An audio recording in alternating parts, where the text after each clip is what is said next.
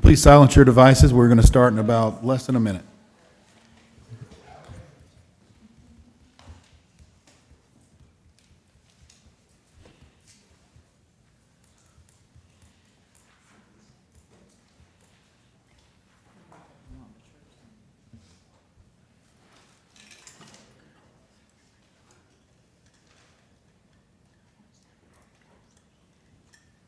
All right, I've got 6 o'clock, so at 6 o'clock I call this meeting of the Saginaw City Council to order. Please rise for the pledges.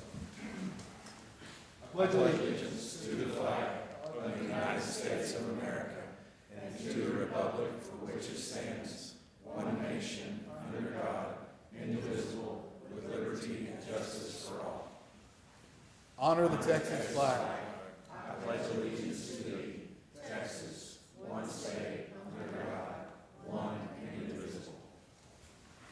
Thank you. Please be seated. For the invocation, we have Dr. Mark Towns. Welcome, sir. Thank you, Mayor and Council. It's an honor always to be here, to be able to lead us in prayer. Would you join me? Our Father, we come before you today on this beautiful spring day. I thank you for my neighbors. I thank you for the leadership of this great city. And I thank you, Father, for the blessings that are evident that you have given to each of us. I thank you now for this season of Easter, season of new beginnings, and the promise of your blessing upon us. And so, Father, I pray that you will continue to strengthen each of our first responders and take care of all of our leadership, and help us, Father, to reflect to others the blessings we've received. And we thank you in Jesus' name. Amen. Thank you, Reverend. These are participation. If there's an item on the agenda you wish to speak about, there's forms over there by the police chief. We're happy for you to speak on any item that is listed on the agenda. Moving forward to the consent agenda. A is action regarding minutes of March 17th. B is action regarding bid for the award of finished mowing, grounds maintenance of city facilities. C is action regarding award of bid for finished mowing, grounds maintenance of city parks. D is action regarding roof replacement for the rec center. And E is action regarding special event alcohol permit at the switch yard. Any questions, comments on the consent agenda? If not, I'll entertain a motion. Mayor, I make a motion. Mayor, I make a motion we approve the consent agenda as read. I'll second. Valerie, second.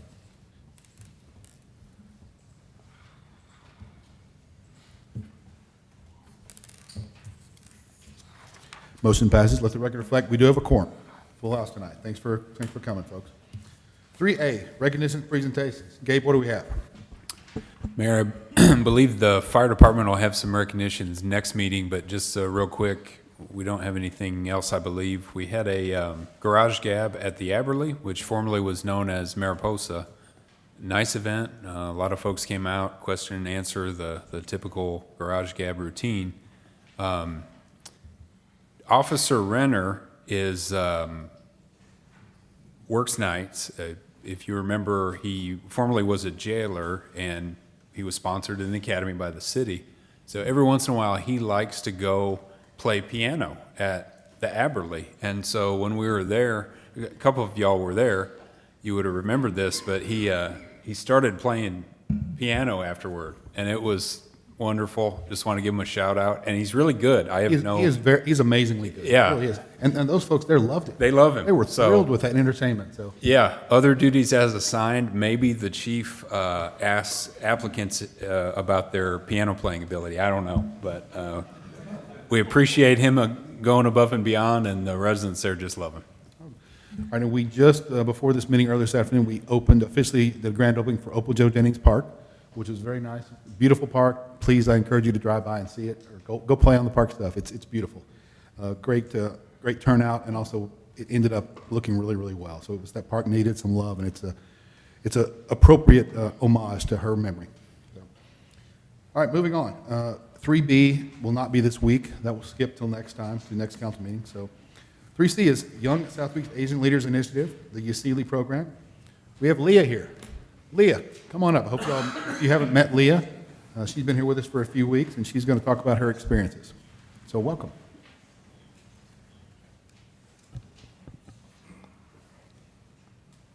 So good evening, Mayor and the council members and everyone here today. And I'm really grateful for the opportunity to speak in front of you and to be able to share about my home country, the city I live in, and about my experiences in Texas as a fellow thus far. So my home country is the Philippines. As you can see, I have placed 4 photos up there in the first slide. Those are just 4 among all others, many other tourist spots in the Philippines. The first one is the Banawe Rice Terraces. We also have the perfectly shaped peak of Mount Mayon in Albay, the pink sand of Santa Cruz Island in Zamboanga City, and El Nido, Palawan. So there will be lots of slides, but I will do my best to not take too much of your time and just say what I need to say. And another photo we have here on the second slide is the monument of Dr. Jose Rizal, our national hero. So this is located in the Rizal Park, Manila. So just a little background about the Philippines. It is actually known as the Pearl of the Orient Seas. So the title was popularized by the man I just introduced earlier, Dr. Jose Rizal, our national hero, because he wanted to emphasize how rich in natural beauty and marine biodiversity our country has. And it is rich in marine biodiversity because, as you can see, it is an archipelagic country in Southeast Asia with 7,641 islands. And these islands are grouped into 3 major island groups. The northern part is the Luzon, the one at the center is Visayas, and in the southern part is Mindanao. So if you sum them all up, the Philippines actually has a total land area approximately equal to 300,000 square kilometers, and that would be around 115,000 square miles.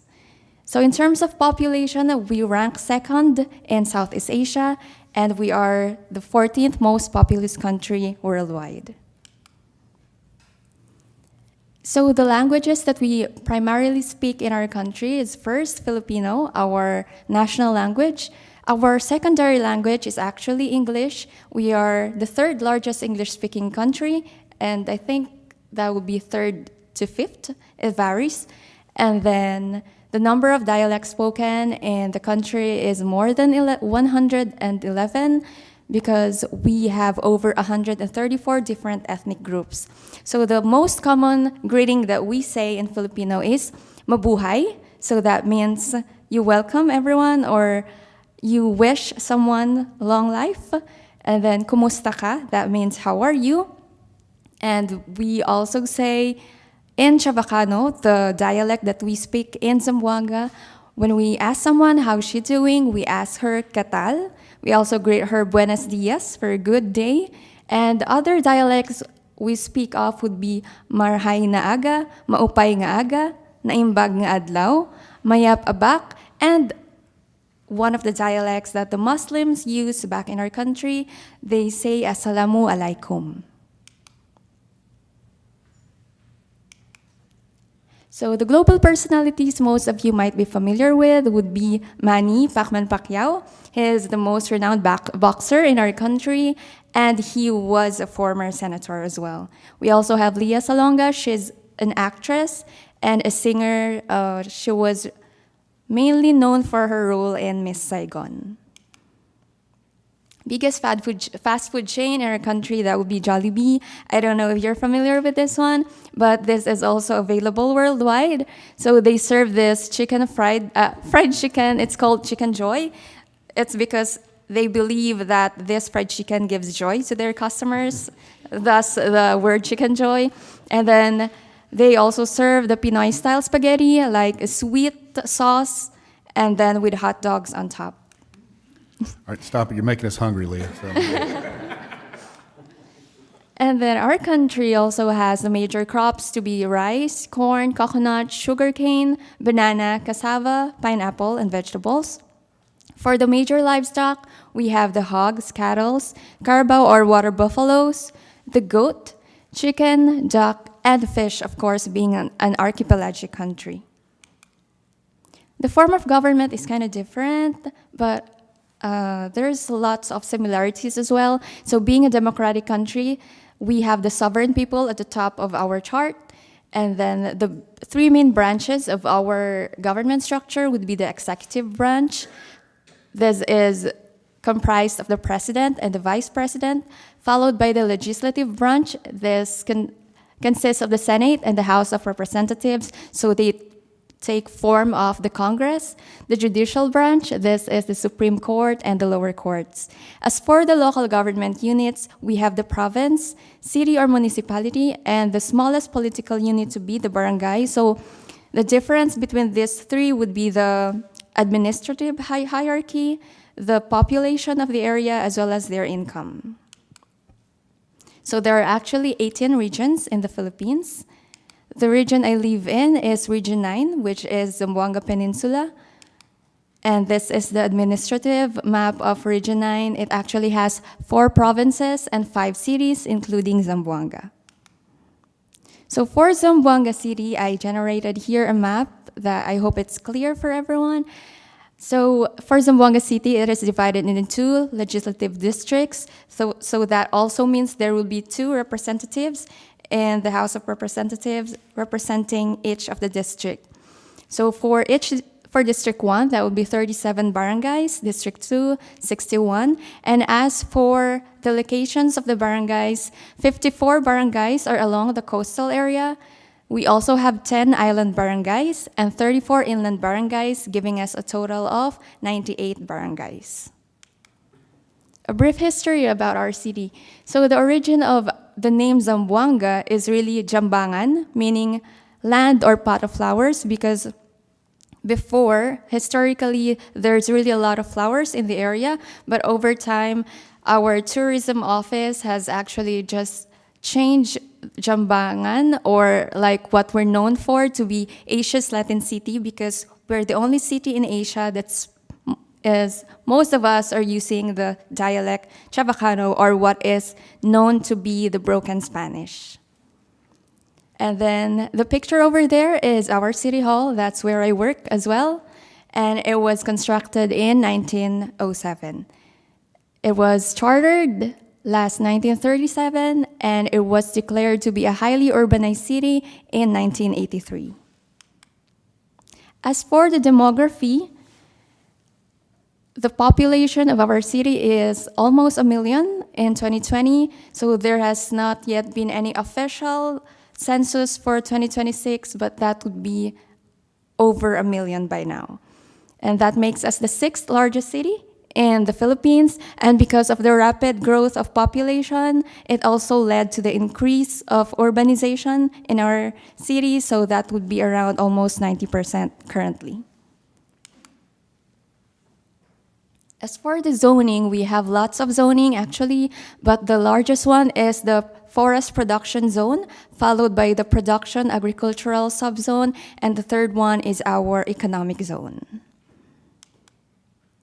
We actually have 2 protected areas in our city. So first would be the Great and Little Santa Cruz Island, and followed by the Pasonanca Natural Park, which is also considered a CN Heritage Park. It was actually declared to be one in 2024. So the purpose of protected areas is to set them apart and to set the do's and don'ts, so that to conserve their natural features, and just to keep them like set apart from other developments. And I'm happy to be part of the people who come together to update the management plan, draft the management plans for these 2 protected areas. Topography speaking, we have, as you can see, the areas along the coast, shaded yellow, they have the lowest elevation.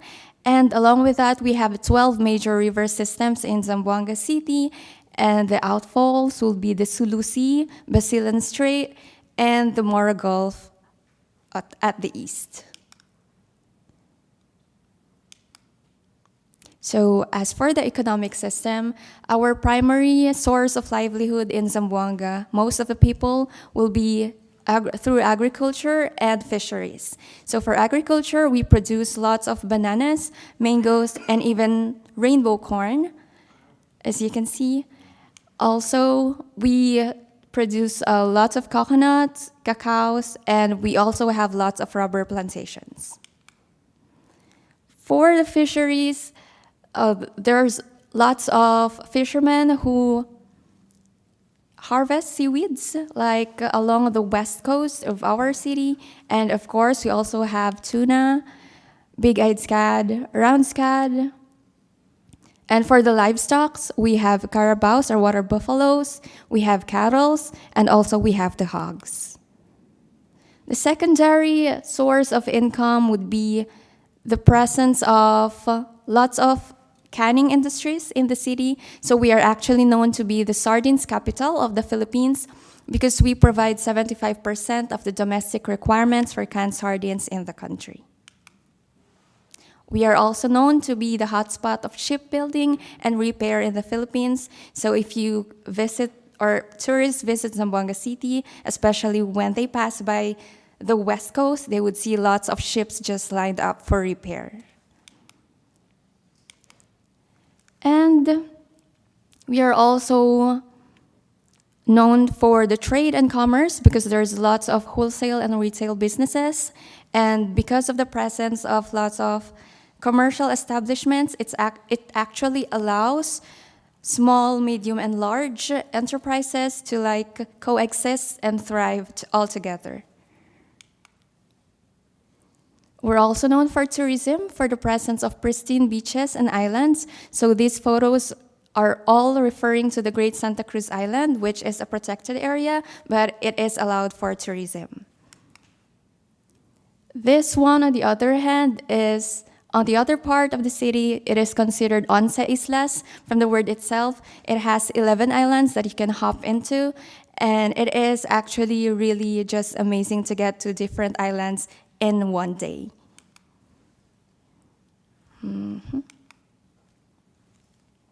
We're also known for the presence of Merlocket Falls. It is very clear and clean falls in the area. For the churches, we have the Fort Pilar Shrine. This is considered to be a very miraculous one because historically there has been a tsunami in Zamboanga City, and for eyewitnesses, they said that they have witnessed Nuestra Señora del Pilar descend and commanded the water to cease. We also have the Sadiq Grand Mosque in Paso Bolong. This is actually the largest mosque in Southeast Asia. For the tourism, we have the Zamboanga Hermosa Festival. It's a month-long celebration. So it is actually a celebration for the Nuestra Señora Virgen del Pilar. As for the power system, we do have 3 power providers in the city, but one of them, and the most active one, is Zamboanga City Electric Cooperative. It is non-government operated, but the consumers have the right to vote for the board of directors. For the water system, we have Zamboanga City Water District. It is the city's main distributor of water. It is government operated. As for the functional role of Zamboanga City, there's a lot of text in here, but in a nutshell, Zamboanga City is just emphasizing its location, being the center of trade among different ASEAN countries, and so it actually looks forward to how it could benefit, how its strategic location could actually benefit tourism and its transportation interests.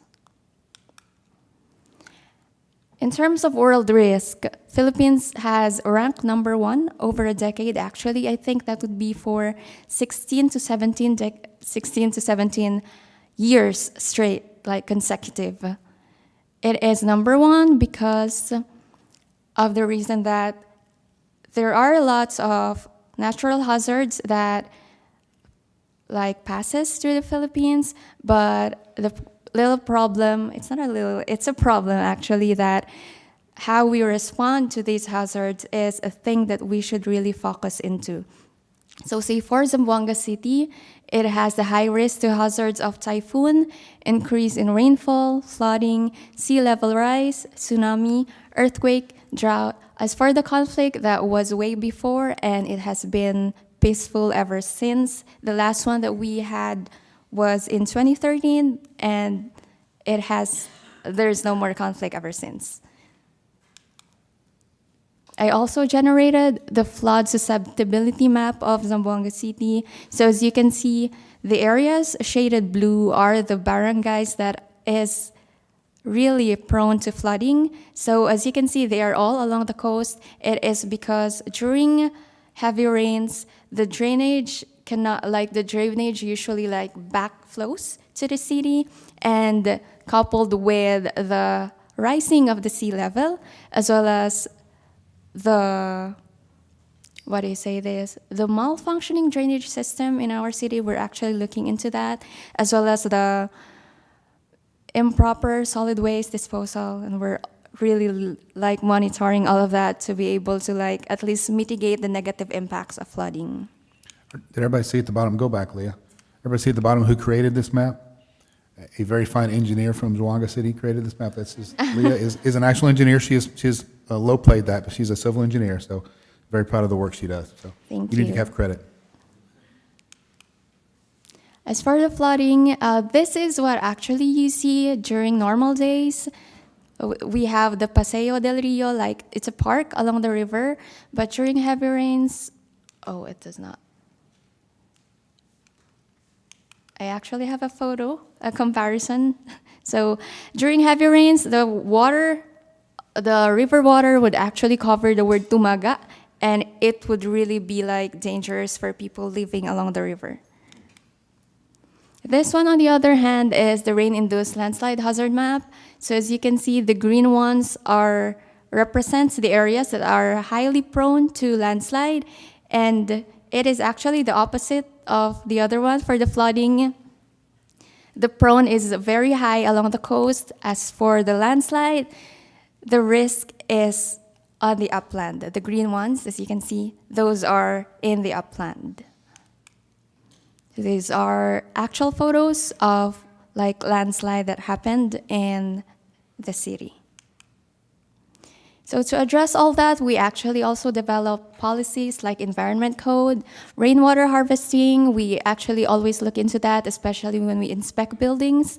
We also have the local power and energy code of Zamboanga City, the solid waste management ordinance, and as for the administration of 2022 to 2025, the former mayor, had this goal of planting 1 million trees, and that was fortunately reached. I think it got over 1 million trees. We were able to plant over 1 million trees. And we also have Central Mangrove Management Plan. I was involved in that development of that plan, and I'm so happy for that. We also have the Forest Land Use Plan. Also, I'm heavily involved with the development of climate and disaster risk assessment, and that would be incorporated to the local climate change action plan, as well as the comprehensive land use plan, to which also I'm heavily involved into. And I just want to share one of my projects back home, since tomorrow we will be having the town hall meeting for Proposition C. So this is just my project. It is not yet operational as of now, but it is around 98% completed on site. It is a veterinary clinic and animal disease diagnostic laboratory, and I'm really looking forward to this facility being able to serve the community real soon. And that would be for my home country. This time I'm going to share about all my experiences in Texas. Actually, that should be... I arrived last March 13, but my fellowship officially began last March 16, and it will end on April 10. So I am part of a Young Southeast Asian Leaders professional fellowship program, and I am really grateful to have been placed in Texas, Saginaw particularly. So in City Hall, the activities I had were the Parks Board meeting, Projects Updates meeting, the Council meeting, Town Hall meetings, and I'm really glad to be part of those activities. We visited a lot of parks, like Mr. Gabe brought me around even before the fellowship started, and I was so glad that I was already briefed, I will no longer be shocked when my fellowship begins. So that would be the council meetings as well, and town hall meeting. I also joined them when they had the Garage Gab in Eberly Homes. And And I also spent time with the Waste Connections. I got to visit their office in Haltom City, and as well as got to visit their transfer station in Minis Drive and the landfill in Alvarado City, to which I am really amazed that they actually do energy harvesting. Like, that would mean negative carbon emission. So like it really helps the environment. And they also do evaporation of leachate instead of just dumping it somewhere else. I was also with Public Works, so I've attended lots of their development review committee meeting. I've checked their pumps and overhead water tanks. They also toured me around Eagle Mountain Water Treatment Plant. Pumps and water treatment. And this was when we checked the sewer meter visit and checked the concrete washout and silt fence. I also got to join the interviews for the customer service staff and lifeguards in recreational center. I also got time to talk and interview the city attorney. And I also joined the police department and got the chance to check how the jail works and how the dispatch center works in Lake Worth. I also got to spend time with the building safety and code compliance. So there are lots of buildings that we got to check, rental buildings, commercial buildings. I also got to be briefed about how their software works, like how they receive requests from the community and the permit request. We also got to visit the grain elevators, and I was really happy to see how they do things there. And next would be the city library. I got to check the books around as someone who really loves reading books. And so I'm really amazed that it's really still a thing here, because I'm really hoping that we could do the same in the country, because there's just lots of problems that we encounter, like the power supply in the city library. It usually gets cut, but we're really working into it because we have enough power supply. As for my volunteer works, I got to volunteer in the senior center during their bingo game. It was amazing. I also had the chance to be with the animal shelter, yeah, and also like do community link. I did that during Monday, Thursday, so it was good, like serving the community. And I'm also looking forward to be able to volunteer in the city library. And just today, I got to ride out with the fire department, and I am really, although I feel sorry for the victim of fire, but I'm really glad to have witnessed like how they do respond to fire incidents, like how fast they respond to the calls, like they do not waste any time so that they get to address the problems and help those in need just in time. And so there were 2 fire calls in the morning and in the afternoon. And I also got to visit the Station 1 and Station 2 and all the facilities, and all the people there are just really friendly. Fun activities I had during my stay, I got to join the cookbook club, farmers market. I went to visit Bridgeport City Library with Mr. Gabe. I watched a baseball game with the city employees, and of course I had lunch at the mayor's house, and the mayor and his wife is really accommodating. Okay.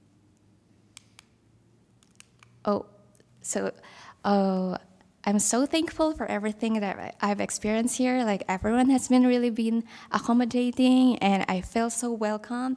And I just wonder, yeah, we would be really happy if you consider making us your sister city. I think there's a lot of things that we could like exchange in the future, like the practices that we do there and the practices that you do here. I think there will really be a great partnership between our cities. And so thank you so much for your time. I hope it did not take a lot of your time. Once again, I'm Leah Lacbao, a CLP Fellow from the Philippines. Thank you so much.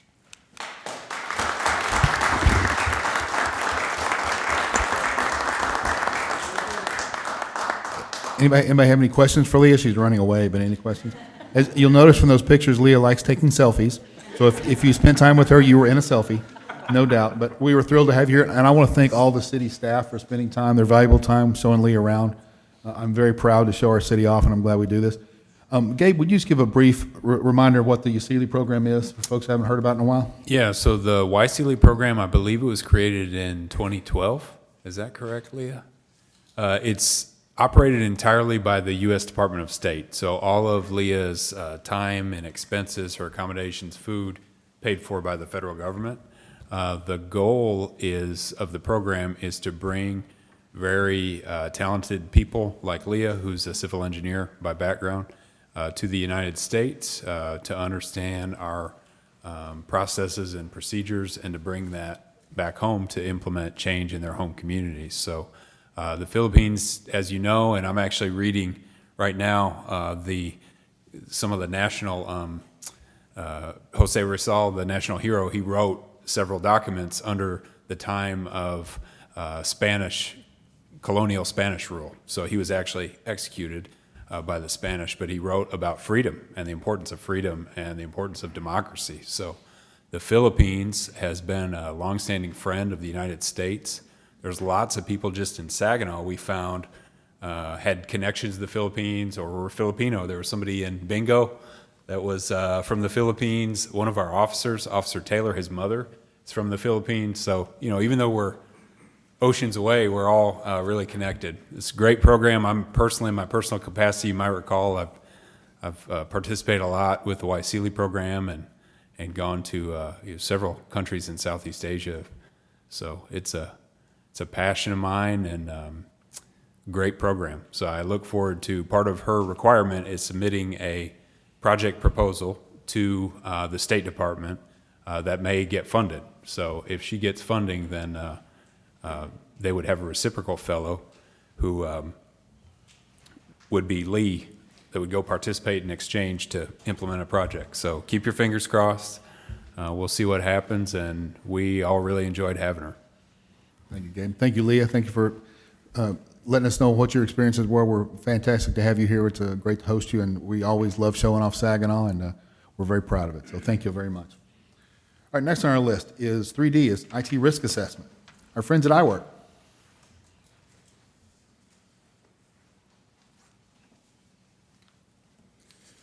And hello. Thank you all for having me and for asking me to come and just give you all a quick rundown of what we have going on for the city, for IT. So my name is Jeremiah Strickland. I'm going to thank you all for just giving me the opportunity to talk a little bit about everything the city has going on. It's really, Saginaw has really been forward thinking as far as all the different tools and aspects of security that we've kind of considered. The company I'm with is called iWork, and we are a managed IT company and software development. So half of our company does managed IT, which is helping out with, your running your network. And the other half, we do software development and app development, custom database, that kind of thing. So we kind of have somebody who can do almost anything in IT. So it's a fun company to work with. Half of our company is in Detroit, Michigan. The other half is here in Fort Worth. We have about, we'll say 30-ish employees. The way we kind of came on to work with the city was actually a security assessment back at the end of, I want to say it was end of 2023. And that's kind of how it started and how we've kind of grown to kind of take on more security things for the city. And I kind of wanted to start, I'm going to try not to get too nerdy with y'all. I'm going to try to keep it kind of basic, but I just wanted to kind of focus on all the different tools that we have in place and kind of how they all kind of work with each other. So for starters, we have endpoint security on all your computers.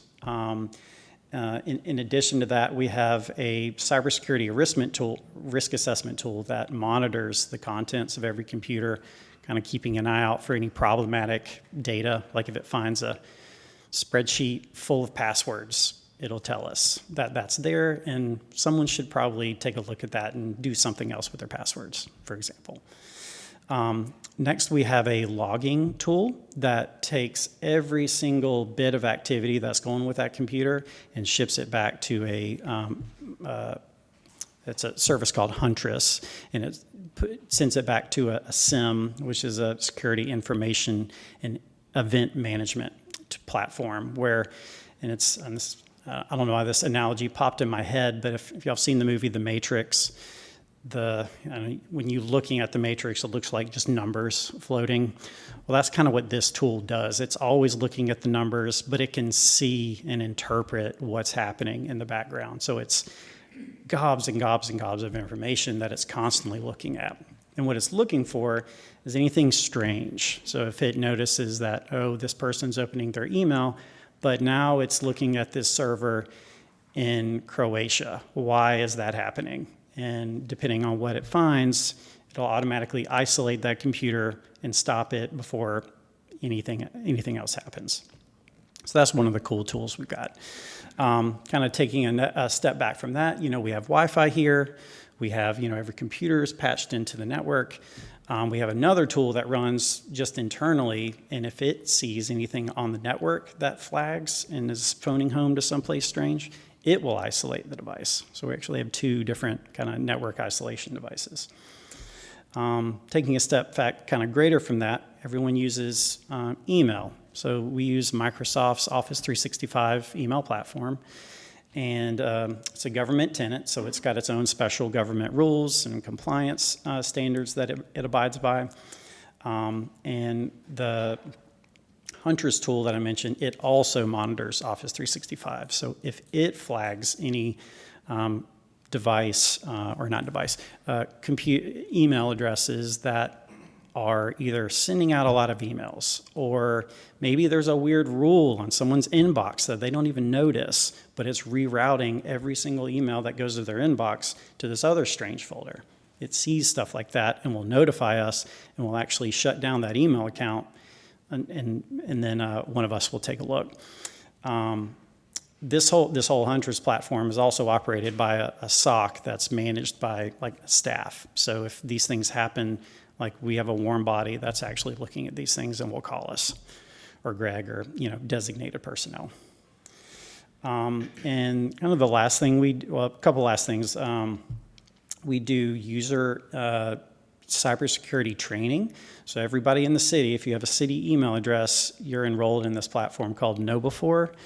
And KnowBe4 is, I know it's kind of annoying. It's training everybody has to do every year. Everybody kind of rolls their eyes a little bit, but it's just kind of part of the game and part of having an email these days, sadly. But it's the latest, just hot topics for phishing or AI or just all the different ways and tactics that might be used by bad guys to compromise your account and use your account to then attack other people. So we kind of the approach we like to take is we're trying to protect all the way down from the endpoint device all the way to the people, because and sadly the people end up being kind of the weak link in all of this chain. Can I say something about phishing real quick? Please. We get a lot, people fish with my name a lot. So city folks, council, I will never, ever send you an email asking for money. For a gift card, I will never, ever do that. So if you get that and they're claiming to me, they're not me. Anybody in the audience, I will never, ever send you. Mark, I promise I'll never send that to you. So that's my phishing stance, sorry. No, that's a great caveat, because some people don't know that, and we see things like that. The mayor needs 100 Amazon gift cards today, so someone needs to move and go do that. It happens more than you would think. So we love that KnowBe4 program. It's done a lot of good for helping just wake up people to just even basic things. And it also has a phishing tool. So we're actually actively phishing everyone here internally all the time. So it provides a safe way to fail these phishing emails, because they are tricky. But you get solid reps, and it's okay if you don't pass them. But it also tracks it, and we're able to know, okay, maybe Lee needs a couple more training videos. Sorry, Lee.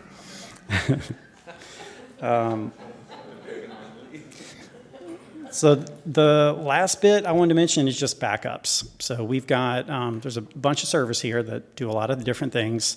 They are all backed up by a cloud backup service. So everything is off-site. So if anything happened to the city, we would have a full backup where we could turn every single one of those physical servers actually into virtual servers. But we can also do, if somebody loses a file or a folder or something, we can do one-off restores. And then we also back up every Office 365 account. So if someone did have their account compromised and wiped out every single one of their emails or their OneDrive files or a SharePoint site, we'd be able to restore all those as well. All right, well, that is it in a nutshell. Do y'all have any questions? Yeah, questions for Jeremiah? Nick, go ahead. Yeah, so he came in 2023, he did an assessment, Yes, sir. and I'm trying to remember back. We had critical, minor, and low level of home buildings. Right. I'm a little shocked that we don't have a report to show how many of those holes were plugged. How many holes? Oh, at that time were plugged? 2023, we did an assessment, we had these home buildings. Right. Imagine not people were those, we rank them between critical, major, minor. I get a report every week from my company that tells me that. Sure. Print you off all of that. Yeah, and I do all this stuff every day. Whenever, this was different than what we would normally do. Normally, I've done 5 of these in the last 22 years. This one was different than any one, because I've never presented this to council. This is always done internally.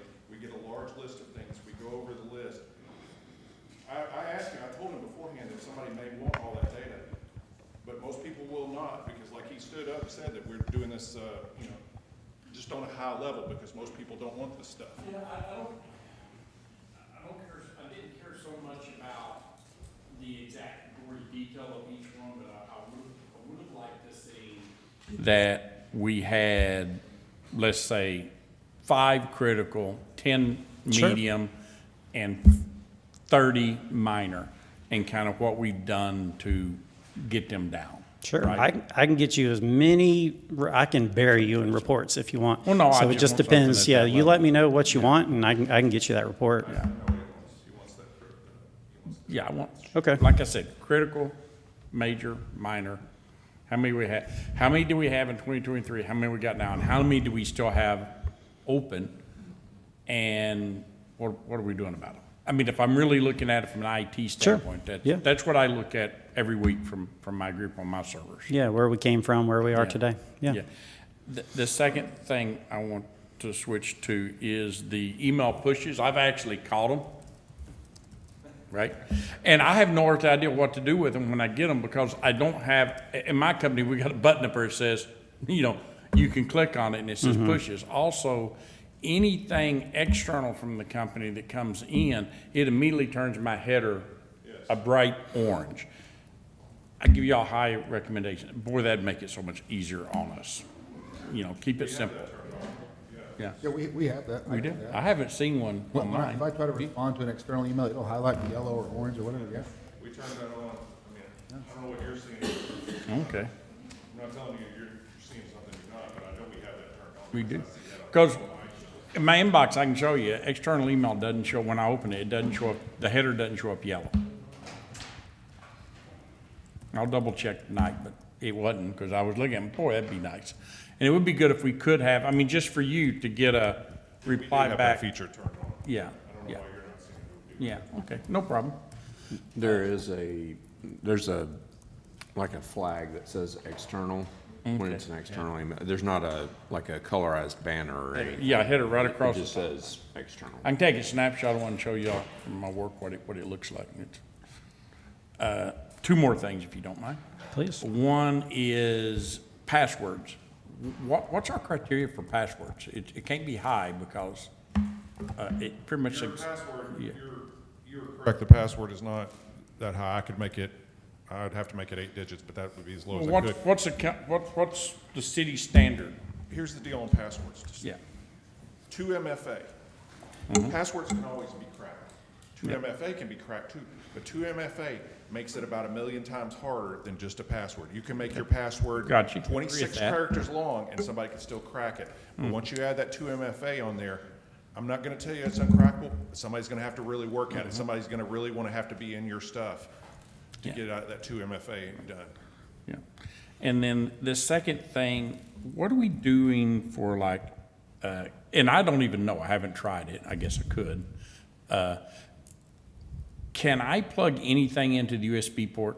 So I do know that one of the common things out there is take a USB drive, load some cool software on it. Sure. And just leave it laying around here. Somebody will pick it up, they plug it in, and, you know, have Yes, we've tried that experiment before here, so, and people Yep. will stick it up, and if it says anything like payroll Okay. or anything important, they will stick it on there. But there is a, So if there's an executable, it'll catch it and Yes. isolate it? yes. Okay, Yeah, Sentinel-1 would flag that. yeah, that's cool. That's something we actually do for some of our clients that have strict USB policies, and we can shut down every USB port. But, you know, we just want to thread that fine line between being crazy secure and also, you know. It's just some basic stuff I was looking at. I mean, that's, Well, and for me, if you don't mind me, go ahead. I'm piggybacking on, you know, we talk about MFA, and that's all fine and well, but I would be curious to see how we sit as far as what frameworks you're comparing to as far as security frameworks and how we're compliant with those. For instance, if I see a phone and it's unsecure, it doesn't have a keypad that they have to put in.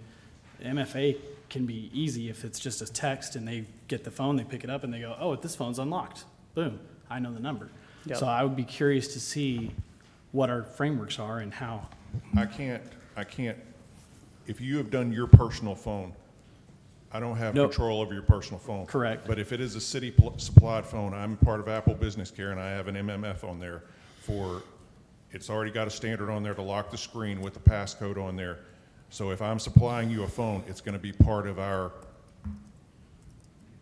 I have control of the phone. I mean, I may not have control of the phone right that second, but there is a lock on the phone, and if that phone gets stolen, I can wipe that phone, or I can do whatever to that phone if it's not in our service. So there are standards for that we are locking the phone after, I don't remember what the time frame is, but 5 minutes or something like that. I could change it to 1 second if I wanted to, but that'd make it kind of difficult. Right, but that's why I would want to see, like, because that would depend on what framework you're using is for security levels and how we would be compliant with that, which one you would choose. I would be curious to know that information of what we're choosing and where we're standing in compliance with that. I can tell of one experience where I brought it to Gabe, I found a city-owned phone, and it was sitting there for a period of time, and I went over and swiped up, and it was open. So that's a concern for me from a cybersecurity standpoint. We've been hacked before, the city has, so I would like to mitigate that as much as possible. If that phone, I don't know when that phone was given because I don't know how long ago that was, but we lock those phones through the Apple Business Care, and then through Adigy is what we use for that. And as far as the standard for what that goes, I mean, we have standards that the state supplies me for, like, you know, laptops in the car have to be done in 15 minutes, the screen's got to go dark, but I don't know that I've ever been supplied any sort of, I was sitting here thinking about it when you were asking what the standard was, and I don't know that anyone's ever supplied me with anything like, I don't think there's a specific, just the fact that it has to have a password, period. I think that's really the only requirement that it has to it? have. Okay. Like, it just has, like, if you found a phone, it should have a password to Right. open it up. So the fact that you found that, that's something we need to look at. Right. And that's kind of why I've been pushing for, you know, a cybersecurity audit. Yeah. You know, when I don't have any information in front of me, I don't have a report. So I don't know, like, did you guys look at every phone and did you test them? And did you say, okay, yes, we're compliant? phones wouldn't have been something, I mean, he knows more than what he did, but I'm just Right. saying that in the last one of these things, we do pen testing, we do critical systems like he was asking about, all the updates, what things need this, but we've never, I mean, until you were really talking about it just now, I never even really thought about phones, because it's something, I found the phones just to be kind of a hassle more than anything else, having to give them out and then keep up with them and wonder who's lost them and everything else. Yeah, but part of the endpoint management is a phone is an endpoint. And having MFA, I mean, I know we're getting in the weeds here, but I mean, it's, when we're talking about security, using a phone for MFA is great, except if the phone's not locked. So there's just concerns. For sure. Yeah, I mean, that's a great point. That's something actually, Greg and I, we've actually, I mean, we work on stuff together all the time, but the Adigy profile is something we need to just double check on. So I'm glad you brought that up. So I will mean, you said that you couldn't control personal phones, like say, this is my personal phone. We can't tell people what we can do, but I do know private companies do. In fact, my company does this. We cannot enter, they won't let us on the network unless we download their applet and it locks our phone. So like the phones I Yeah. give out here, I give out devices, and the devices are different than the phones because the phones I'm giving out, like we give them out to Public Works employees so that they can keep contact with them and make sure they're getting their emails because they don't have a desktop that they go sit on all day. So that's how they're doing it. And the police officers have a phone and they run a program for Brazos, and that's how we write tickets. But phones, for the most, I mean, not even for the most part, we don't have any phones that are getting on the internal network of the city.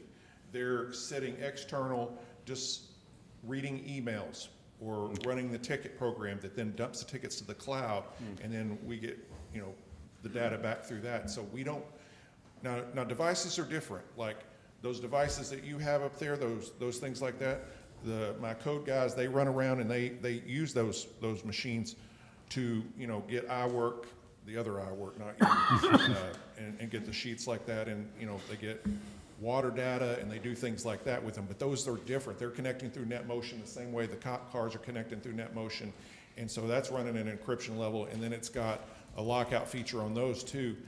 So it's just different. I understand what you're saying, but the phones I'm giving out are for communication, not necessarily for any sort of data stuff that we're doing. Okay. Well, and I mean, they still need to be locked. I'm Right. not saying that. I'm not. No, yeah. I'm just saying that they're not getting on the network, personal or otherwise. Right. Well, to give you an example, what you were talking about with the passwords, that framework will dictate how long the password needs to be, how long it needs to last before it has to be changed and things like that. I haven't changed my password in a minute. I mean, I use It will ask you for it again. It won't ever make a change unless you want to change it. right. I'm not gonna lie to you. I made yours. Right, light. Yeah. Yeah, because we don't have access to everything. I mean, I know like SharePoints, I don't have access. I have separate. So I get that, and I don't want to reveal too much here. I keep my password pretty locked down, but there may be people that don't. And so I'm just concerned, and that's why I want to know, like, I would love to see a report. And if it's detailed, great. If it's just, top level, but, a report, kind of what I'm getting here is words, and that's great, but I would like to see some data, and comparing to a compliance or some kind of framework so that we know we're being audited properly. Well, I would encourage folks, if you have specific questions or more detail, to meet with Greg and John and Jeremiah offline. I think they'd be happy to sit down with y'all and give you any as much detail as Absolutely. we possibly Yeah, can. we're open book. Yeah, so, And I did have one more question. We had talked about at some point getting like a weekly or monthly report for IT, and I haven't seen one of those in a minute. Okay. I forget about it, I had so many things that I couldn't narrow down. I sent it to Elizabeth one time, she helped me make a better report out of it, and then she was gone one week, and I just kind of forgot about it. So Gabe, can you help with that, please? Yeah, happy to. If you could, kind of help us you had mentioned some of the things you're interested in, and we can tailor that. I'm sure Jeremiah can help us out. And Yeah, off the top of my head, I can think of, I can already give you, we can give you reports on all the tickets that are being opened every month, how many are being resolved, patch report status, encryption report status. We can get into it, but I don't want to bury y'all. So I'm trying to thread the line between enough information and not too much information. Right. I just had thought that, if we get a report like that, we had a report at one time and it was decent. We all agreed it was better than, having nothing, which was great. Yeah. Okay, perfect. all right, great. Anything else? Any other questions for Jeremiah? I appreciate the updates. Very, very good information. Thanks, sir. Thank you. All right, next, 3E, workshop regarding signage across the city. Susie Victor, Assistant Director of Economic Community Engagement. Welcome, Susie. Hello, Mayor and Council. Excited to be here. Not as exciting as the Philippines and IT, but I have a different project here to present to y'all. So to begin, I have a couple of questions for y'all. Have you ever seen a sign that introduces a business when you're driving or you're walking past somewhere? I think most of us, yes, right? Have y'all ever seen a sign that shows regulations or just different types of rules of what you can and cannot do in a business place? Yes. Have y'all ever wished there was a sign that gives you directions to your doctor's office when it's a really large building and you can't find the suite? So that's basically a glimpse of what I am here to talk to y'all today. The goal of Project Sign Me Up is to elevate our signs in the city. And essentially, why this is really important is that we have a couple of signs throughout the city, whether that be park signs, gateways, and a few wayfinding, but there's not really a collective uniform sign package currently. So if you drive by some parks or some city facilities, they're a little bit random in terms of material or the look, the style of it. And so thus our project is an effort to try to create one uniform package so that now and in 5 years or 10 years from now, we know as staff what to order and what the design of the look is, and most importantly, what the priorities of city council and the community are in terms of what signs we want, where we want them first, and how we can budget that. So that's really what the project is. Just for a brief project overview, creating a cohesive, modern, and effective welcome and navigation system, again. We're going to specify them into a couple of categories. So the first one is going to be gateways, and that's what we're going to be discussing today. Next one is going to be parks, and then city facility navigations, which is directions to City Hall, to the park, or to the animal shelter. I think we've made real progress to have most of our city facilities on McElroy now, so it's not that difficult now, but I'm in the Public Works building, so it's a little far away, so having signage for that or for parks will definitely help, and especially for visitors who aren't that familiar with our street roads. Essentially, we're going to be breaking this down into workshops, so today is the first workshop. Like I said, we're going to be talking about gateways today, but that's really going to just introduce the key elements to the planning process. Following that, we will conduct formal reviews for y'all, really get what your opinions are on some of these items, priority-wise, aesthetic-wise, and then take that and create some concept plans for y'all, and that's really when the fun gets going and y'all get to see the pretty pictures. And then afterwards, we'll get the quotes because unfortunately signage is expensive sometimes. We'll have to create a plan to separate when and what we want first and create an implementation schedule. So what is gateway signage? It is a sign placed at the entrance to a place like a city, neighborhood, campus, or park to welcome people that are entering the area. Purpose: marks the entry point, welcomes visitors, and it shows the identity or brand of the place. And that's really important. I want y'all to understand that we are not going to have signage that looks like Southlake, right? We're not going to have signage that looks like Fort Worth. But what we do want to do is set ourselves apart from the city of Fort Worth, the city of Blue Mound, and the county, because a lot of people don't realize that Saginaw proper is not Fort Worth where the now sign is. So these are just some examples of existing gateway signage that we have, the larger ones excluding parks and those wayfinding, again, since we're focusing on gateway. We have the large Welcome to Saginaw on the Mills, which a lot of people recognize us for. That was obviously a group project with the milling, so that's a little bit different. So it's just there to show y'all that it doesn't necessarily have to be a physical sign. It can be an illustration or a mural. We have one going down the boulevard. It's kind of hidden behind some vegetation. It's a little small, but I'm sure at that time it was a perfect indication. But unfortunately, sometimes we outgrow certain sites, and that's one of those that I think can really excel from improvements. Thirdly, we have the electric sign, which is a really good way of being able to share information for different events like train and grain, or warnings of some sort if we're having an ice freeze. So those are also different tools we can use, and we have one, and that one's by the train depot. So now to get to the fun part, Gateway Aesthetics. I'm going to show you all a couple of different materials that we can use when it comes to our signage. Y'all don't have to decide on this is it, what it is, but it's just going to be just us trying to get some overview of what y'all are wanting, and that way we can focus on trying to look into those materials, see if what's feasible and what's not. But yes, sir? How many gateway signs do we have, or do we feel, how many gateways do we have?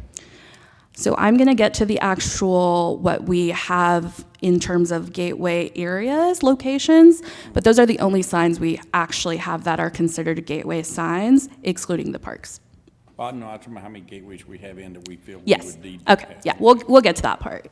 Right now, if y'all don't mind, we'll just talk about aesthetics really quick, just so that we can get the overall feeling of what y'all want material-wise. And then the second component of this topic will be where y'all want to decide on locations and priorities. Okay. Sorry. Oh. None. No? Okay. So the first material that you'll have can be brick. That's currently what we have when it comes to that Welcome to Saginaw sign. A little bit more traditional, something we can always mix it with something else, but overall, brick is your first material. Your second material can be concrete. That left component has a mostly concrete, has some colored. The following two have some brick component with it, but the majority, the focus of that is the concrete. And so that's why we're just considering the main focus of everything as the main material currently. Next is wood, which if you've driven by Willow Creek Park, we have some vintage old wood signs. So that's another option. And then we have metal. Metal can be used for industrial sectors, or it's something that's a little bit more modern nowadays that we see. And so these examples show metal as the focal material. And then we have mixed materials. So what that is a variety of materials. We could have metal, we could have the wood, we could have the brick. It's a collective effort to not just have one main focus of one material. Then we have abstract. So those are the signs that really stand out, but we may not have space for everywhere, right? That would be more so, even if it were at the square or Belt Mill, you could use them in specific areas, but we probably wouldn't see them everywhere. And then the last one is an archway / overpass. So basically those are some of those main materials that y'all can choose from, and I'm just gonna open the floor to kind of just jot down y'all's opinions on some of those materials, some of your preferences.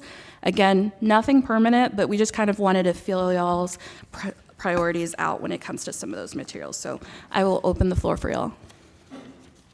Mary, let's start with you.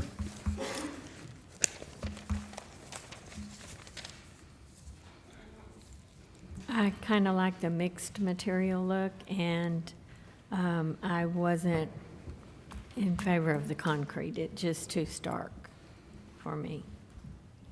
Okay, thank you. Sean, did you want to go next?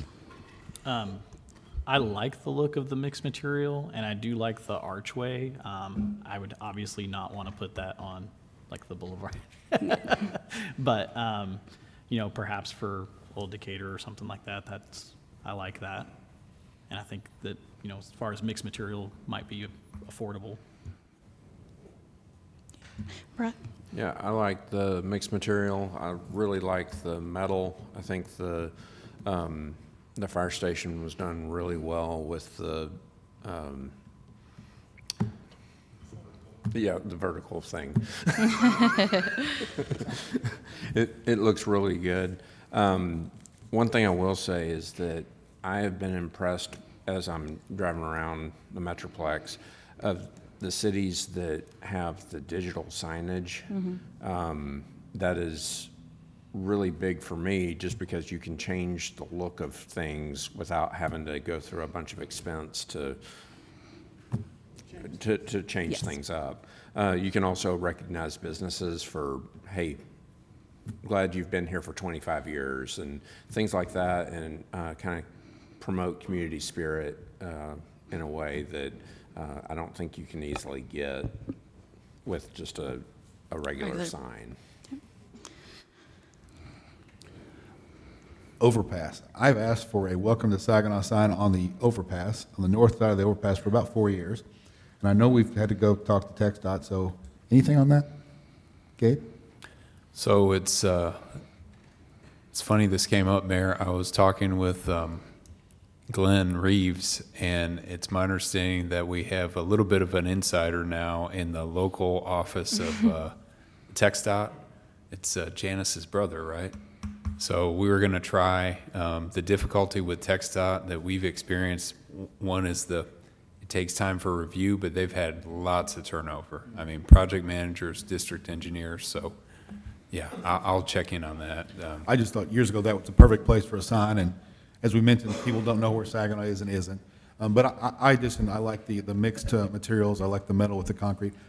One of the early ones you had was backlit, and I was thinking backlit might be good in certain places. I like that for the night visibility as well. And I've seen other cities with similar type of backlit lights, so that's cool. And again, back to the fire station, I won't give too much love to the fire department, but that backlit sign really shows up, and especially at night, so. I like the mix too. Please don't do it. Don't think we're in Fort Worth on a roundabout. It would be nice to have some of them. Okay. Nick? Yeah, I mean, I don't think that necessarily we have one entrance sign and it gets fit in all of our key locations. I think you have to look at the location and see what type of sign would best fit. Of course. And, I mean, so it's really hard for me to say, I definitely would love an entrance, like you said. The mixed use probably would end up being the best because it gives you the most flexibility. But I wouldn't be willing to vote on what type of sign to have until I knew where it was going. Paul? I like the mixed materials. I did some work with Randy on possibly some stuff for Willow Creek Park. The distress metal with the stonework, the backlighting, kind of matches Basswood Crossing signs. It's one of the newer subdivisions that we have. That's what they have. The bridge, and a lot of people, when are they gonna paint it? Well, it's the distress metal. The fire station's got the distress metal. So I'd like to see us continue doing that. I still would like to see us do some arches, especially at the crosswalk on McElroy, to the west of the roundabouts, kind of make that a main crossing area for the park there. But you drive by our parks and you don't know what they're called, people that aren't from here. And we need to fix these up with Yep. My next question. Honestly, any signage will be better than what we have now. We don't have good signage now, so this is a step in the right direction, 100%. So, I'm sorry, go ahead. No, my next question was just, when it comes to just the feeling of the signs, do y'all want to see something a little bit more modern, or modern mixed with traditional, or just traditional? Nothing too funky or crazy, but something that stands out a little bit more than our abutting cities. What are y'all thinking in terms of that? Let's start with Mary again. Something kind of that, kind of a warm feeling, kind of, not real stark, not real, I don't want extra modern. Okay. Sean? Yeah, I think I agree with what Paul was saying about the metal, the distressed metal. I think that's, a mix of stone and industrial together. Mhm. It's kind of So we're an who we- industrial modern. Yeah, it's kind of like who we are. Okay. I like classic. It's like a black tuxedo. If you wear that, you're not going to get called out for it. So that's what I want. I want something that is More traditional. classy, but Okay. not too forward-thinking, but not backwards. Okay. I want to see Classic, you in a a little bit tuxedo of, next council meeting, okay? I'm expecting you have one in your closet. I want to see it. Pull it out. I wear mine if you want to. I like the mixed use, and I like you said mixed contemporary. What was that? How do you phrase that? I don't remember what I specifically said. How about a combo? Mixed? Yeah. I like contemporary, but with a classic feel, maybe. Okay. Valerie?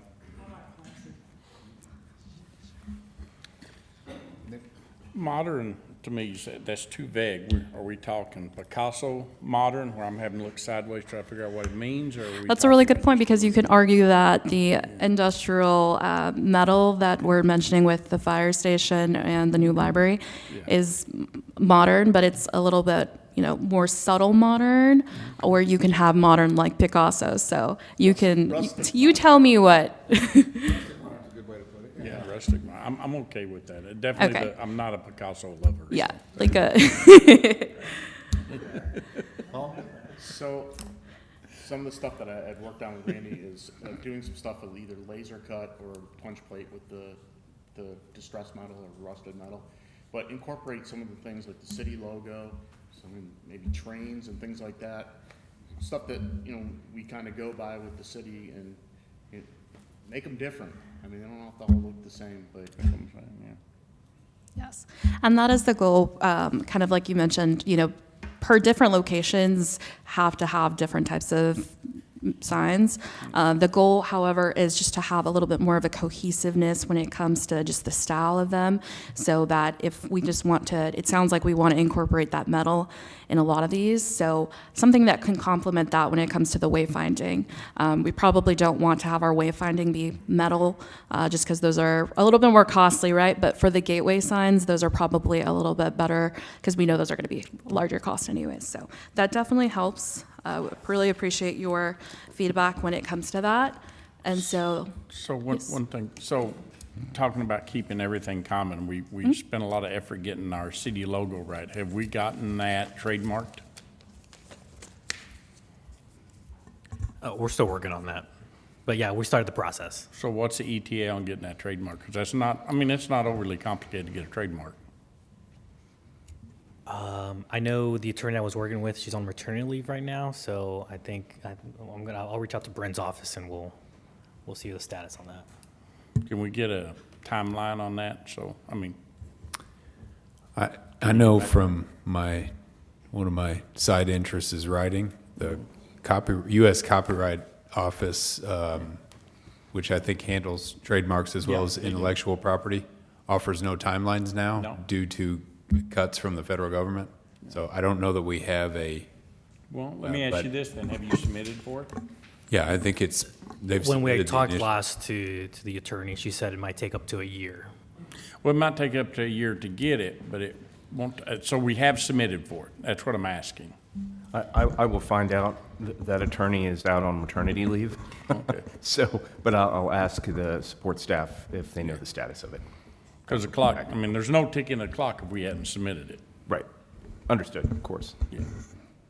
and then just in general, when it comes to those wayfinding or some of those parks, that if we do decide and where to put those logos, we'll make sure that everything is the up-to-date logo, because right now we have the old logos on a lot of them. So it's like you said, those digital signs, it's easier to change them, right? But the more permanent ones, we'll get that all to be collectively cohesive.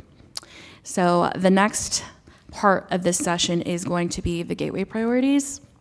So for you, you have a map of those gateway locations. They're split up into primary and secondary. The red asterisks are primary locations, so those are the locations that are more higher densely visited, conveniently located within our external boundaries for the most part. And then you have the secondary locations, which are locations that are still visited, but they're not as highly dense as those primary ones. I've added those locations to our master thoroughfare plan so that y'all can visualize what our streets actually have in terms of traffic impact. And so, for the most part, we have some routes that are minor and major collectors and arterials. When it comes to just really the higher traffic, that's going to be our principal arterials, which are the red. The largest red bold that we have is from Old Decatur to Saginaw Boulevard. So that's our much highly dense road. However, we obviously have the dashed one down the boulevard. So that's a secondary highly dense road. And then lastly, to the right, we have Blue Mound. So when it comes to just highest traffic, those are our roads. So that's portion one of that. The next is the orange. Those are minor arterial collectors. And so what that means is those are medium density roads. So those are our second large highly trafficked roads. And then the third is the minor collectors, which are the yellow roads in between the neighborhoods. Those essentially connect you from a neighborhood road to a larger road. And then the dashes are major collectors, so those are ones that you see a little bit more of traffic when you're going down the neighborhood. I know that's a lot of different terms, so if you'll have specific questions when it comes to what that means, please let me know. One area I'd like to see is where Marine Creek turns into Old Decatur. Okay. Fort Worth is trying to funnel all that traffic up Marine Creek. Of course, I live near that area, but people aren't gonna see anything Saginaw until they get to Bose, if they even go that far. So if we could look at adding one there, kind of where Old Decatur bends and turns into Marine Creek, Old Decatur. Okay. So where Old Decatur turns into WJ Bose No, or Longhorn? Old Decatur turns, where Marine Creek and I guess it's South Old Decatur and turns into North Old Decatur. Okay. So I'm sorry, I can't point with this one. So just the, Just where past- Longhorn and just Old past Decatur where is. Spring Mill is. Yeah. Okay. Does anyone agree? Yeah. Okay. So would we say that's number one or? Because you're actually gonna get more traffic goes through there than what goes through at Longhorn. But I still think we need one at Longhorn. So it's probably just add one more. So the red star, that's our major, and the green is minor, is that what I'm saying? Yeah. So the red ones are primary and then the green ones are secondary. Green ones are what? Secondary. Secondary. And how are we we're doing that by through traffic? Yes. And the page This was before all you had- through the comprehensive plan that was adopted in 2022. So Kimley Horn did studies and it was determined that these are the primary and secondary gateways. Yeah, but things have changed, like Basswood Boulevard now punches through to 35. This is That just. changed the total dynamics of that road. Yeah. So if you wanted to change some of these and say that some are primary, Trent could probably tell you a little bit more about, if that had any difference. Trent? We used to collect traffic counts every year to provide to Pedro. We could use that information to update the map. The MTP isn't just dictated by the amount of traffic, it's other context as well, like number of lanes, context of businesses and stuff like that, residents. We could take another look at it, but most of our roads haven't really changed unless we have a big project coming through that kind of dictates it. I would consider Basswood a primary. A lot of traffic's going through there, and then the one that I just mentioned to you would also be a primary. We've worked with Pedro recently to provide some resources that are free to the city, where TxDOT and other NCT cog provide traffic counts. And so we could provide those links to you too, just to be able to get the latest and greatest information without having to pay, I think it was like $10,000 Yeah. to collect all the traffic counts. And again, this is just initial just introducing this to you. If y'all wanted us to update that MTP and get more accurate, we can definitely do that.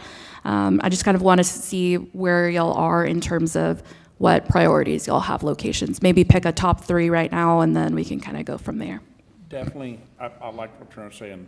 I want to see an updated, I want to see traffic, businesses. What's the criteria you are using for minor, major? Of course. That, I'm good with that, as long as I know what criteria we're using.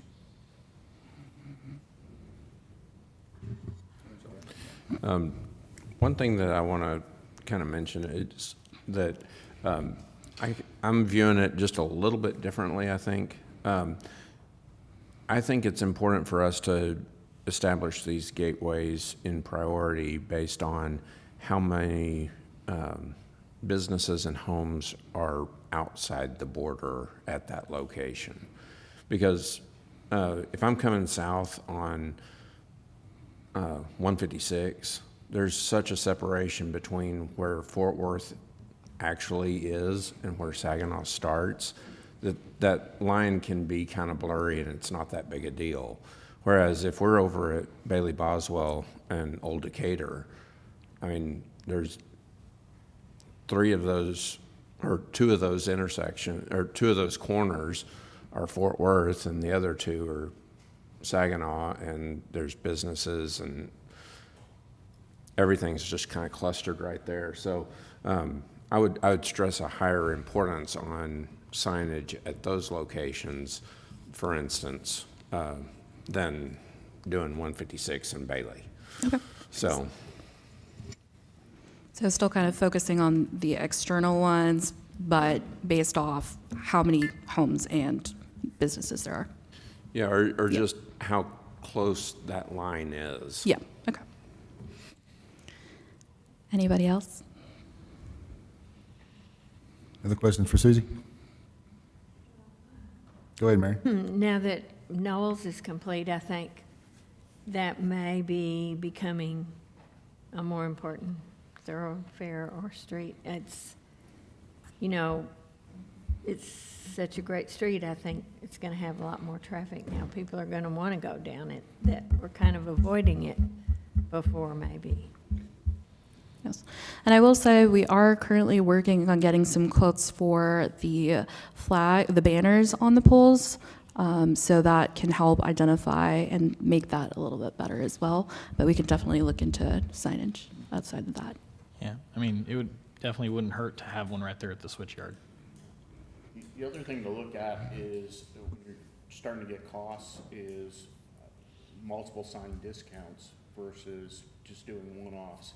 If you can get a vendor that's gonna do 5 or 6 at a time, we're probably gonna get a lot better price than doing a one-off. Mm-hmm. Of course. And then they'll be consistent as well. Anybody else have any insight on what they would like to see prioritized location-wise? Good, okay.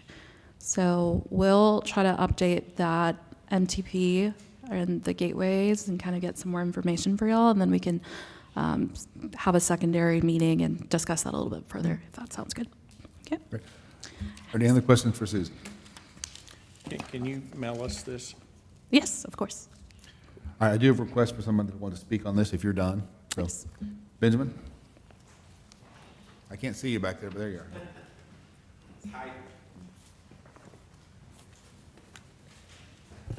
Howdy, y'all. Great presentation, Susie. I would remind the council, sorry, Pedro, could you please bring up that map one more time? I don't know if it's easy to, but 2 of those roads specifically that are off of 156 eventually will be built through. So like Bailey Boswell will connect to Harmon, and Western Center will get built through. So I just wanted to point out that one of the secondary signs is currently where McElroy ends at 156, but the end goal is to connect someday Western Center. So I just wanted us to think about that. And same thing with Bailey Boswell. There's just a couple hundred yards of land by Fossil Creek Tree Farm to connect it. I also would ask the council and any staff working on this to check a lot of other local cities to see what they've done, because some cities have hits and some cities have misses. I think white settlements are real boring. They're just kind of Austin stone. You don't feel like you're in white settlement. Or Colleyvilles are insane, and they've become a boondoggle. They look like lighthouses. They're huge. And then I actually grew up in North Richland Hills when they were putting in their signs in 2003 when I graduated high school. And they are pretty cool. They are mixed, like y'all were talking about. So they have backlighting, local stone, and there's little pipes that hang off the side. And throughout the year, they can hang different banners. So like Spring Festival, Train and Grain, you know, it's whatever month kind of thing. I know Public Works probably wouldn't like to be putting up different banners year round, and so that might go to the electronic aspect.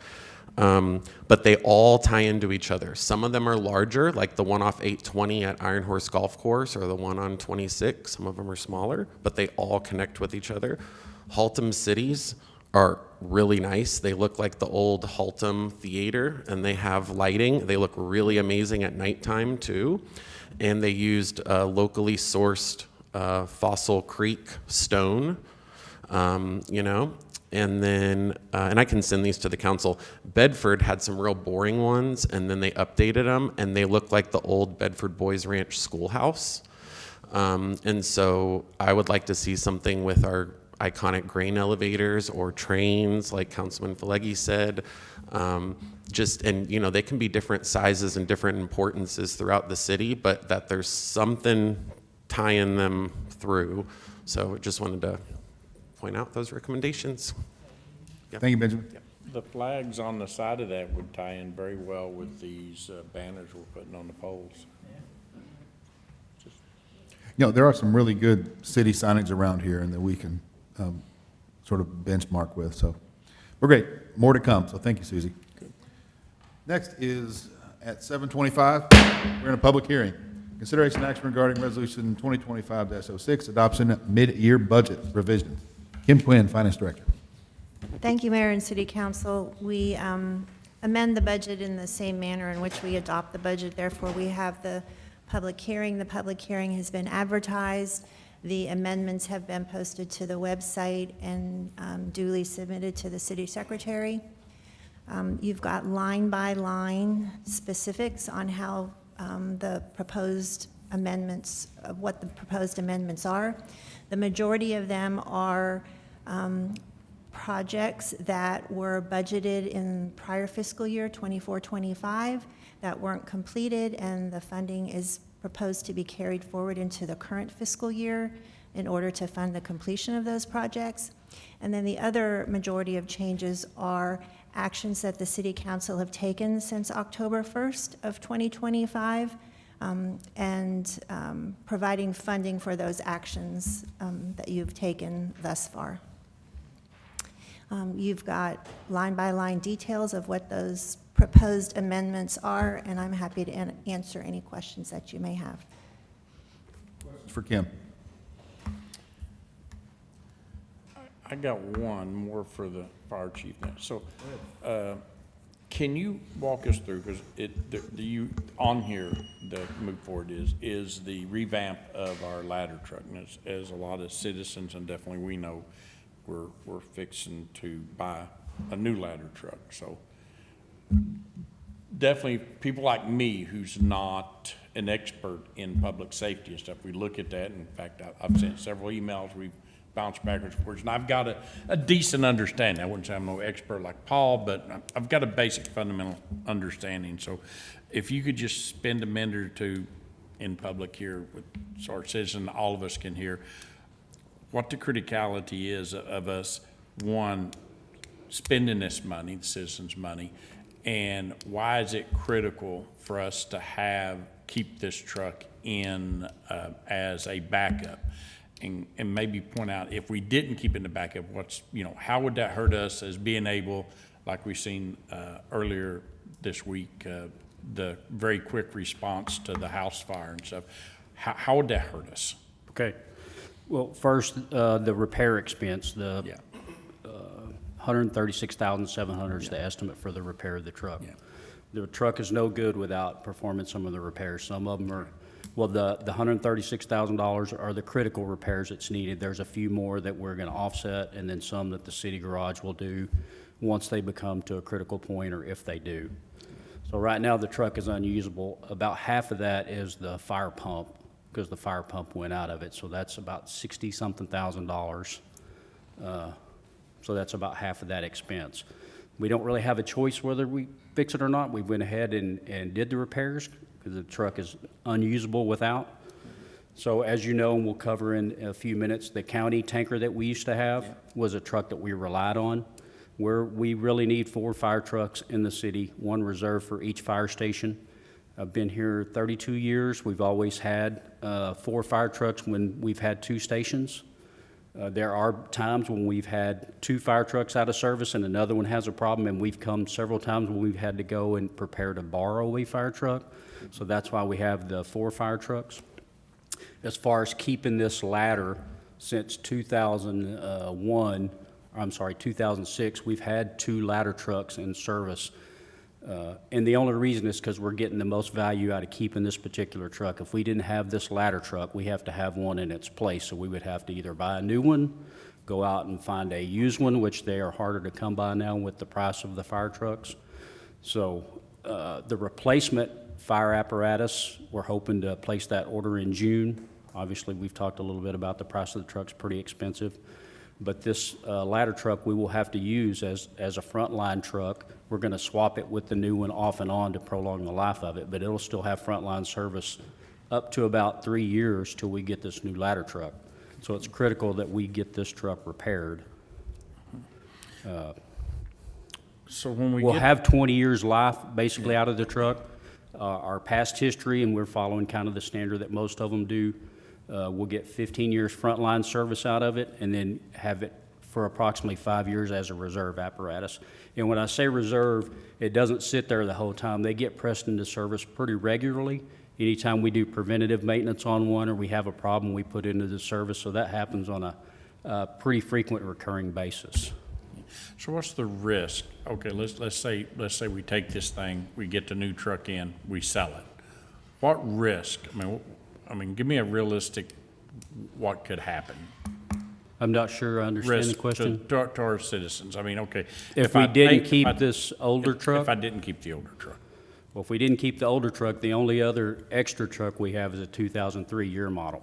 So it's 26 years old at this particular point, which is well past its life. And the only reason we're still able to use it and it still be somewhat reliable is because of the care that we do provide to the fire trucks. So if we didn't do the ladder truck, we got rid of the ladder truck when the new one comes, we only have 1 reserve apparatus, and at this point, it's 26 years old.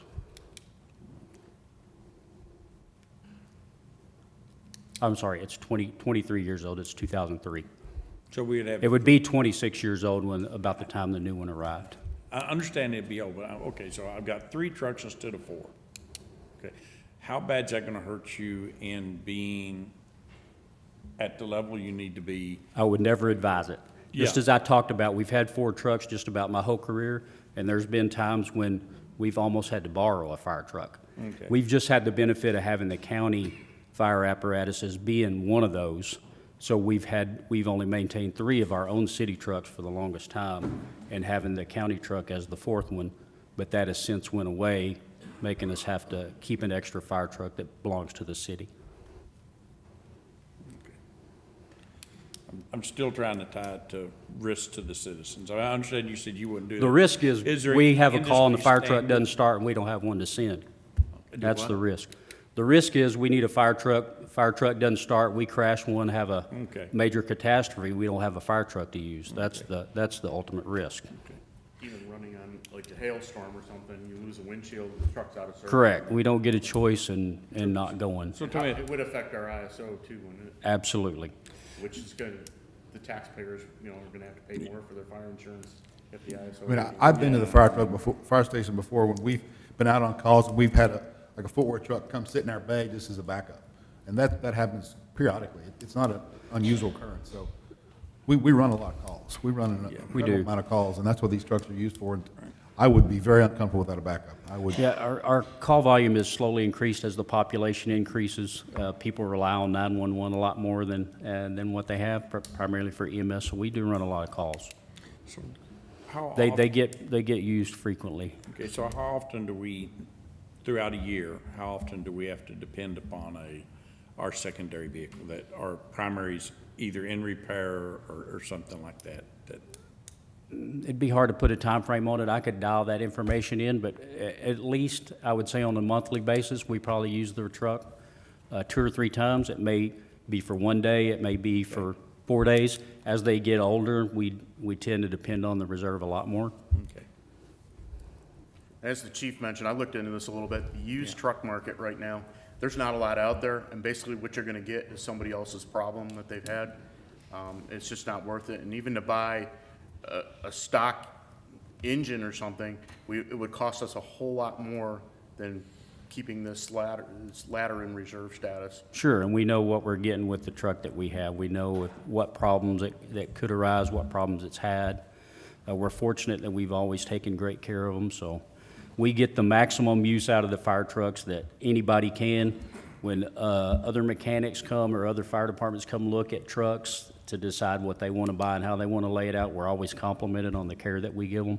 They get used a lot. They're a tool, right? But we do take maximum care of them, and that allows us to get the long use out of them. Chief, will you talk a little about, because I know you mentioned some of the stuff we send out, but quite a bit we do in-house. Will you talk about the repairs we do in-house and how that saves us money, sort of? It does. Fire trucks, they have preventative maintenance schedules that come from the manufacturer. A lot of fire departments don't have the luxury of having their own fleet center and have to send those out to an outside service or have a mobile mechanic come in. I don't know the percentage, pretty close, but I would say the tens of thousands of dollars that the repairs that our shop does saves us at annually is in the tens of thousands when you do all 3 or 4 of our fire trucks. And time as well, right? But the more important component, of course, to the fire chief is the downtime, right? A lot of times if we have to take the truck out, that's a lot longer time period. We got to get it there somehow. A lot of times they're busy and it may sit for a month for a repair that takes 2 days, where we can take it, do the repair in a day or 2 and get it back pretty quick. So the downtime is critical. So we're fortunate to have the fleet center that we have. Yeah, I want to say I really appreciate answering all my questions.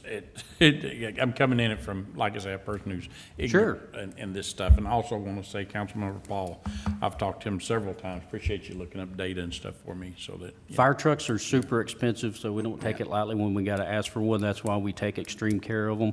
You ask the guys at the fire station, I'm pretty hard on them to making sure we're taking care of them. That's how we drive them, how we clean them, everything, the preventative maintenance. Yeah. You don't get a mulligan on a fire truck, basically. When you need it, it's got to start, it's got to be there. Sure. And If it's coming to help you, you want to make sure there's nothing wrong with it. Yeah. Somebody calls 911, we got to guarantee a truck's. That's right, that's what I'm saying. And And hopefully It's unfortunate how expensive they are. hopefully the prices are gonna stabilize. All the big manufacturers right now are doing major expansions in the millions of dollars to improve their productivity. There's a lot of pressure on the fire truck manufacturing service. I wouldn't be surprised we see the cost actually go down a little bit. I know that's unheard of in just about anything, but I think the trend is there. Also, there was a time when fire trucks got pretty extravagant from fire departments, designing them in such a way with things that were niceties and not needs. That's being dialed back, so fire truck manufacturers are even not given options that you might have had in the past, just to kind of get them to bare bones minimum. The big thing with a custom fire truck is we're not getting a bunch of bells and whistles to make it look nice. It's the way we lay it out, so all 4 of the fire trucks that we use are the same. You open a door on the fire truck, it's got the same tools in it, no matter which truck you go on, so they're all consistent. That's where the customization comes in. And the type of hose loads that we use or the equipment we carry, that's got to fit in a certain space. So that's the level of customization. It's not how pretty it looks or something like that. Obviously, they do. We take a lot of pride in the equipment, but It also differentiates the chassis. You have like a Freightliner or International chassis that's considered a commercial.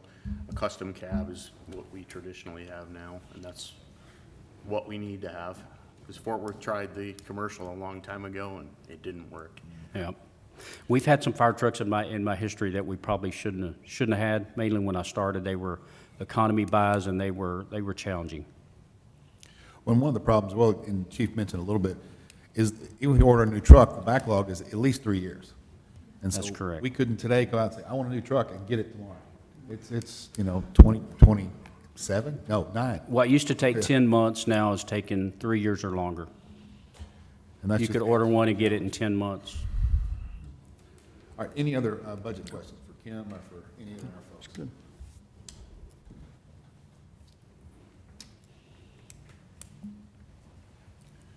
All right, this is a public hearing, so anyone from the audience can speak. You don't need to fill out a form.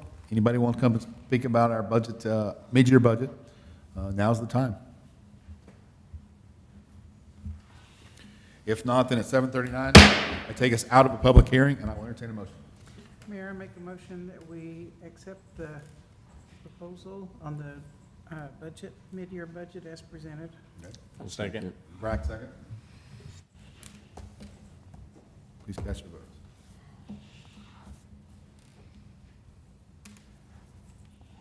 Motion passes. Thank you, Kim. Appreciate that. Good work as always. Moving on, 5A, consideration action regarding Tarrant County Emergency Service District Number 1 contract. Fire Chief Doug Spears, right back at you. Thank you again, Mayor and Council. I sent a fairly detailed memo in your packet explaining the contract, so I do want to cover just a few things. We've partnered with the ESD for a period of or the county for over 30 years. This is really the first time they've gone through a major change. Their past history, they contracted for all the services, even including volunteer departments in the county. They have transitioned to a career department. So the 3 primary volunteer fire stations in the county have gone away. Those are career fire stations, and they've since added one. They'll have a couple more fire stations in the future that are all career, no more volunteers. So the contract was really a revamp, a total rewrite. As Bryn will attest, it was a pretty lengthy process, which I was really involved with the contract, and what you see here reflects that. But as a result of them going to career departments, there are some areas of the county that they can now respond to versus what we used to provide services for. Primarily for us, it has shrunk our response area.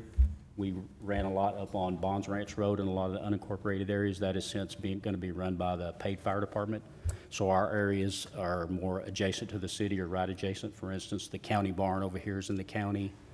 Starry Lane, part of WJ Bowes, that's in the county. The big neighborhood off Old Decatur, that North Fork addition, that will remain our coverage area because we're super close. So with that, our funding from the county has reduced substantially for that because we'll run a lot less calls. We, on average, ran 150 calls in that area. We'll be 40 to 50 maybe. It could be less than that. And they went to a per call type funding mechanism, so our funding will fluctuate just a little bit. But with the contract, like I say, I was heavily involved in that, and I support it as written. So I'll answer any questions with that. Questions for Chief? So for like Starry Lane, are we still gonna be like the primary response for that area? We will be, yes, sir.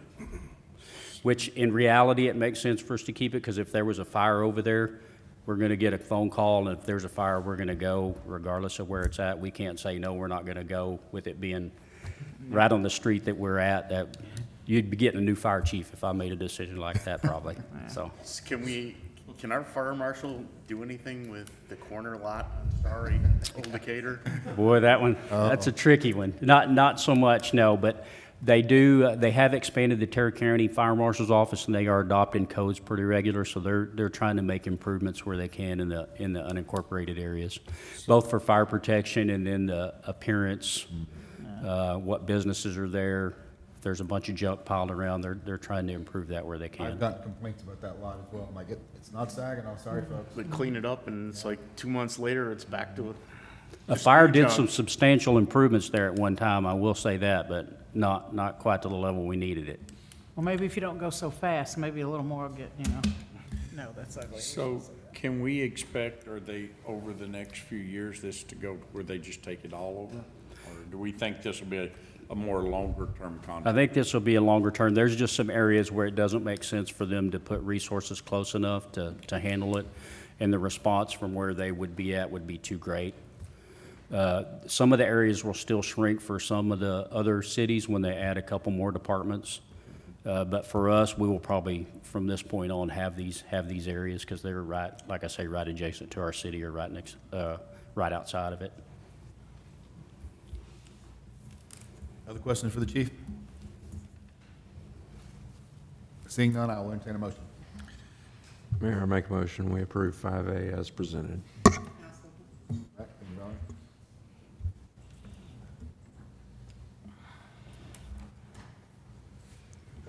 Motion passes. Thank you, chief. Thank you.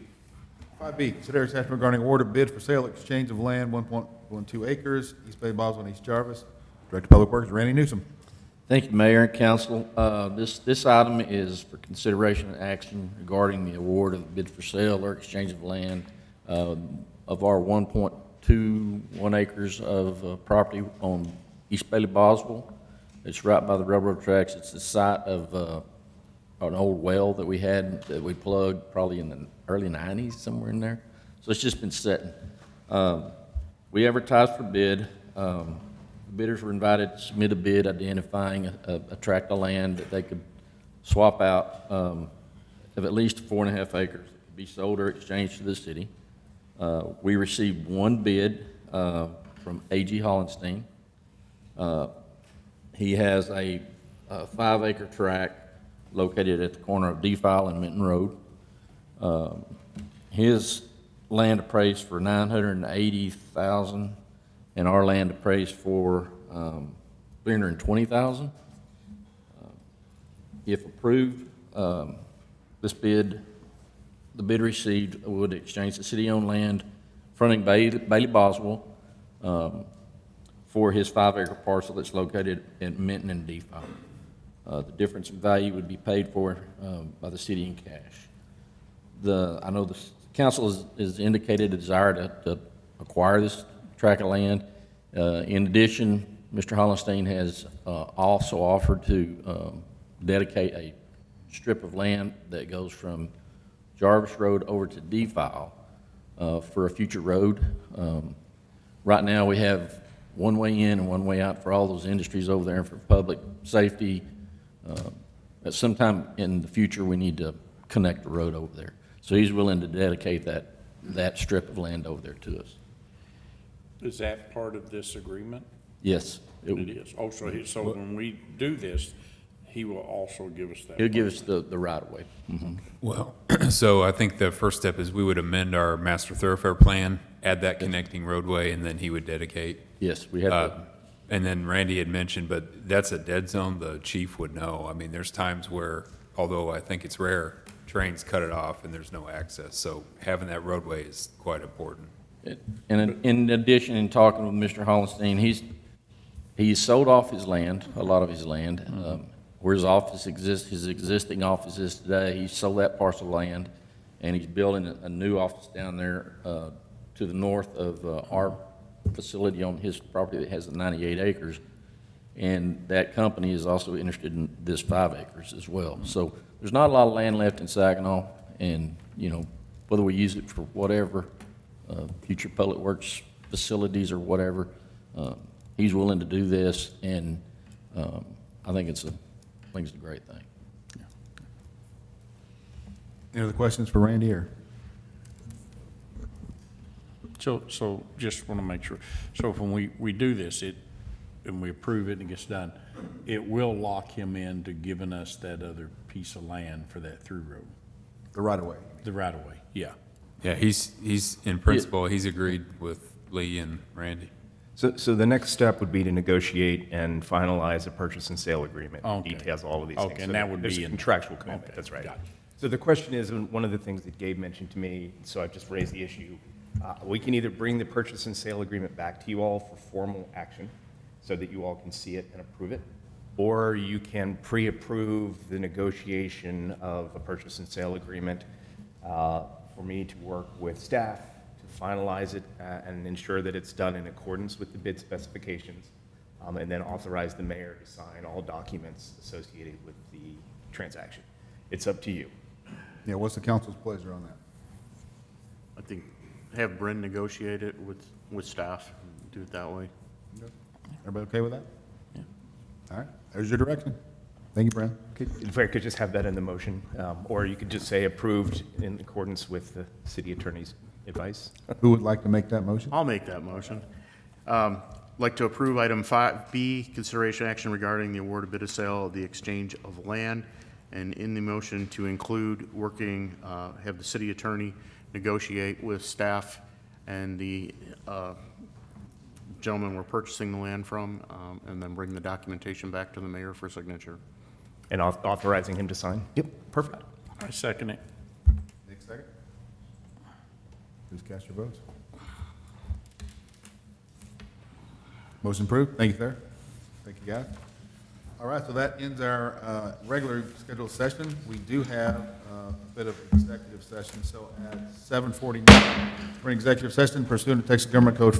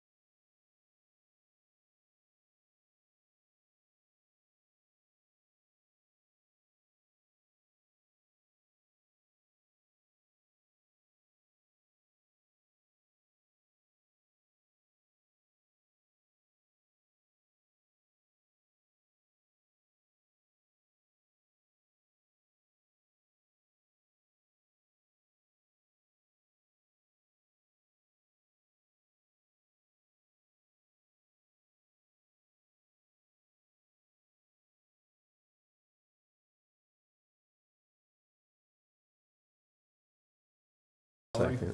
Brack? Somebody.